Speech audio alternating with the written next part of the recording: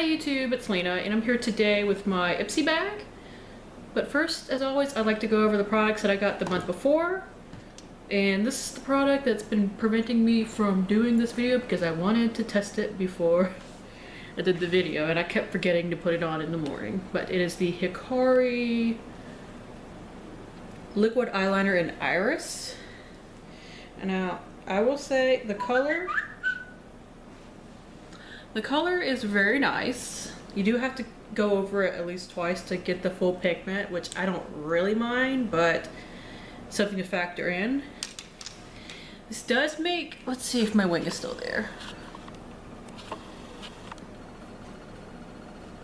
Yeah, they're still there.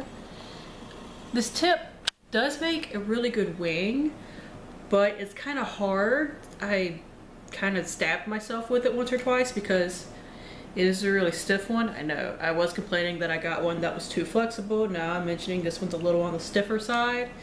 So I'd rather have a stiffer one than one that's too bendy to do anything right. Of course, the problem with the Essence one was how long it was more than anything. And like for comparison's sake, my favorite eyeliner, especially one to do like a cat eye with, I'm not good at like extreme cat eyes, but just like the little ones that I can do, is the Kat Von D with the brush tip. So that's kind of what I prefer over felt tips, but I'll work with them when I get them. I like it though. I definitely like it enough to keep it. Next is the, what's your brand? This is the Jersey Shore. Yep, Jersey Shore Cosmetics Peppermint Moisture Rich Hydrating Balm. And it is definitely minty.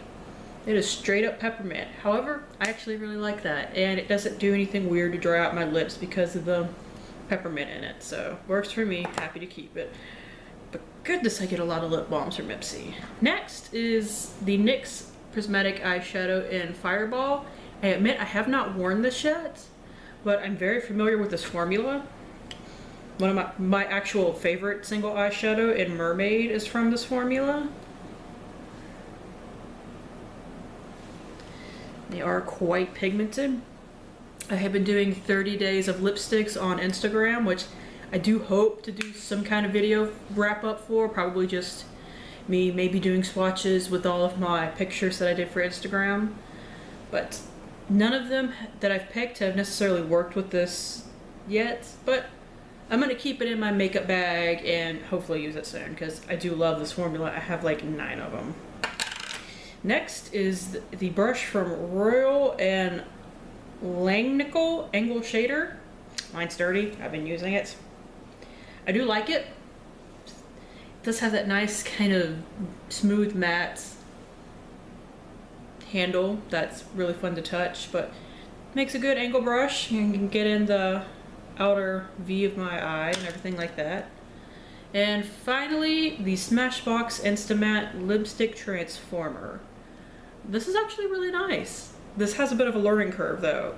You have to put a very thin layer of this on your lips. If you put too much, it starts kind of glopping and you get the like, you know, like this horrible lip glosses that leave like strings between your lips when you separate them. You get stuff like that. So less is more with this, but it is actually really interesting to have something to turn any lipstick into a straight up matte lipstick. I know this is something that's really more totally tailored for like makeup artists and whatnot, but at the same time, if you're a person who only has like 5 lipsticks, I'm not one of them, but if you are, you can basically double your lipstick count with something like this instead of buying 5 of the same colors in matte formulas.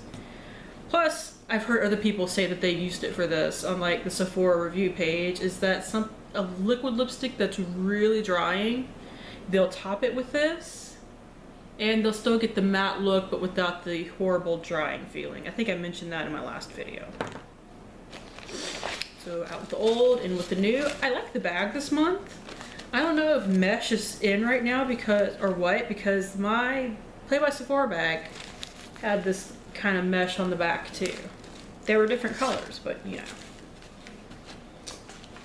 First we have, I have researched up and down trying to figure it out, but I believe this is a full size, just in slightly variant packaging that I'm sure is just cheaper to produce. This is the Pacifica Natural Minerals Blushious. That's so awkward to say. Coconut and rose infused cheek color. It's supposed to be universally flattering. It does have a pretty unicorn on the front, but it's that super cheap packaging that Pacifica sends out when they send stuff to Ipsy. Like that really flimsy top thing. So we'll look past that. And I have swatched this up and down, and I think this might be just one of those things that doesn't swatch very well. Because, I mean, when I swatch it, I get just that little bit. Let's see. Let's play. No, it doesn't seem to be picking up with a brush either. I mean, this is a eyeshadow brush. I don't necessarily think it'll pick up any better, but this is what it's supposed to look like in the pan. So maybe this will be like that Physicians Formula butter blush that I bought, where I might be able to find a certain brush that it picks up a lot better with. I hope so, because otherwise this is a dud. I haven't worn it yet. Maybe it looks better on the cheeks than this cruddy swatch would belie. Next we got something that I have gotten before, but it's in a different color, so I don't mind. It is the Naked Cosmetics Pigment in Desert Sun 02. They come in like collections, although this is a full-size product, but you buy them together. You can either buy them together in collections or you can buy them separately. So it is a loose pigment. Well, holy mother, it is pigmented. I mean, look at that. Very lovely. So I will be playing with that. I already know I like these. As far as the pigment is concerned, these are really nice. They're $14.95, I believe. I mean, I always put the price, but that's just one I happen to remember because I've gotten it before. Not a bad price for a pigment, just because, you know, it's a pigment. You're never going to go for it, so. Next is the Jelly Pong Pong Lip Scrub in Coffee and Coconut. I don't know how well you can see that. This is a full size. A lot of my products this month are full sizes, or technically full sizes with the Pacifica one. And this does smell like coffee and coconut, which is a really good smell together. I'm not normally a fan of scrubs and pots. I've mentioned that before. The e.l.f. lip scrub has really spoiled me, honestly. But, I mean, I'll use it. I will happily use it, especially considering it smells like freaking good.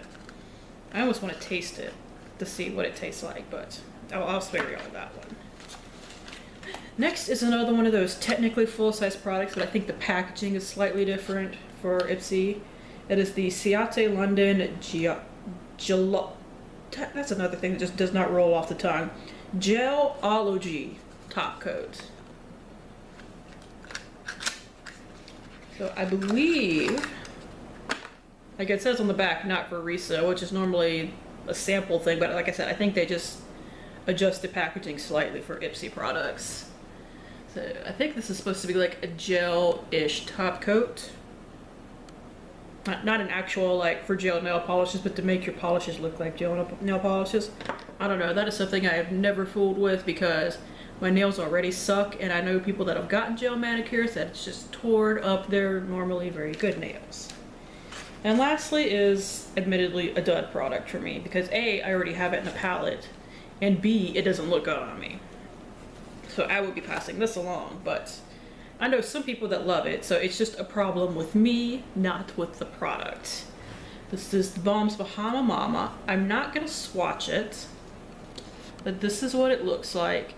And unfortunately, this is both a little too dark for me to blend out very well, and also, I'm one of those people. Like, there's a certain percentage of people, because I've heard other people complain about this, and other people say, I have no idea what these people are talking about. The first set of people, that is. This pulls green on me. I can't tell you why. I don't know if it's a skin tone thing or what, but I mean, you're not gonna see it on there, but normally this, when I've tried to wear this a few times, because I have this in a Balm palette, the Balm palette, that's how you're supposed to say it. I have this in one of their palettes, and every time I wear it, it just has this hint of green to it that, you know, for me, maybe it's my hair, I don't know. but it doesn't look right in the contour area. Like, I don't mind green, say, on the eyes, on the lips, maybe even as part of a highlight depending on the shade, but not in my contour. That's not what I'm about. It doesn't work with the wicked pale skin. So I will not be keeping this, but some people love it. So if you got it as a sample, tell me how much you love it if you love it. Damn it. Anyways, that is it. Thank you guys for tuning in. As always, I do really appreciate it, and hopefully I will see you later. Bye.